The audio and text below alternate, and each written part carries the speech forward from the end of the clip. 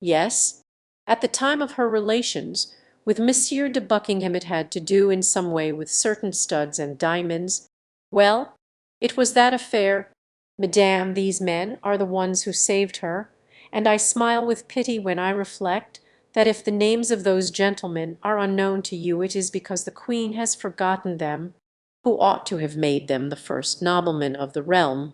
Well, then, my lord, they must be found, but what can four men, or rather three men do for I tell you? You must not count on Monsieur d'Artagnan. It will be one valiant sword the less, but there will remain still three, without reckoning my own, now four devoted men around the king to protect him from his enemies, to be at his side in battle, to aid him with counsel, to escort him in flight, are sufficient, not to make the king a conqueror, but to save him if conquered, and whatever Mazarin may say. Once on the shores of France your royal husband may find as many retreats and asylums as the seabird finds in a storm. Seek, then, my lord, seek these gentlemen, and if they will consent to go with you to England, I will give to each a duchy the day that we reascend the throne, besides as much gold as would pave Whitehall. Seek them, my lord, and find them.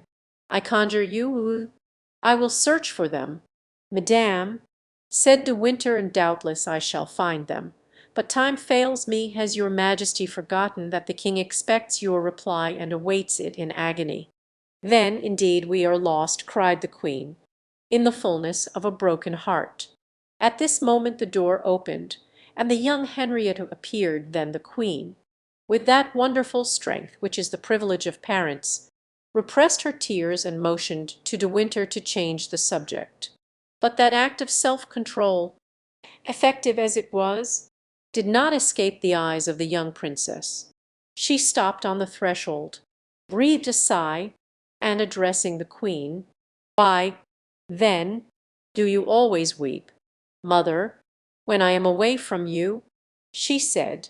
The queen smiled, but instead of answering, "See, De Winter," she said, "I have at least gained one thing in being only half a queen, and that is that my children call me mother instead of madame." Then turning toward her daughter, "What do you want, Henrietta?" she demanded. "My mother," replied the young princess, "a cavalier has just entered the Louvre, and wishes to present his respects to your majesty. He arrives from the army, and has, he says, a letter to remit to you, on the part of the Marshal de Grammont. I think—" "Ah," said the queen to De Winter, "he is one of my faithful adherents, but do you not observe, my dear lord, that we are so poorly served that it is left to my daughter to fill the office of doorkeeper?" "Madame, have pity on me," exclaimed De Winter, "you wring my heart." "And who is this cavalier, Henrietta?" asked the queen. "I saw him from the window." "Madame, he is a young man that appears scarce 16 years of age, and is called the Viscount de Bragelonne." The queen, smiling, made a sign with her head. The young princess opened the door, and Raoul appeared on the threshold. Advancing a few steps toward the queen, he knelt down. "Madame," said he, "I bear to your majesty a letter from my friend the Count de Guiche, who told me he had the honour of being your servant. This letter contains important news, and the expression of his respect." At the name of the Count de Guiche a blush spread over the cheeks of the young princess, and the queen glanced at her with some degree of severity. "You told me that the letter was from the Marshal de Grammont, Henrietta," said the queen. "I thought so, madame," stammered the young girl. "It is my fault, madame," said Raoul. "I did announce myself, in truth, as coming on the part of the Marshal de Grammont, but being wounded in the right arm he was unable to write, and therefore the Count de Guiche acted as his secretary."